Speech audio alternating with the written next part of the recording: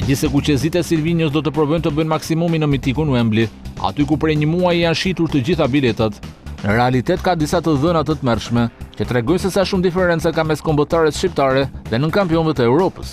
Konkretisht vlera e dy skuadrave në Transfermarkt ka një gap të konsiderueshëm. Si fillim mund të mjaftoj vetëm fakti se Anglia është edhe përfaqësuesja më e kushtueshme në botë. Vlera e triluanëve në Mercato përllogaritet mbi 1.3 miliard euro, ndërkohë që sipas faqes së specializuar Transfermarkt, vlera e Shqipërisë është vetëm 100 milion. Lojtari më i kushtueshëm i anglezëve është ylli i Realit të Madridit, Jude Bellingham, i cili kushton 180 milion euro. Njësoj si mesfushori madrilen, me vlerë më të lartë se e gjithë kombëtarë e kuqezi, janë edhe lojtarë si Foden, Palmer, i cili rrezikon të mungojë për shkak dëmtimi, apo dhe kapiteni Harry Kane. Te Shqipëria lojtari më i vlefshëm është Christian Aslani me 18 milion euro.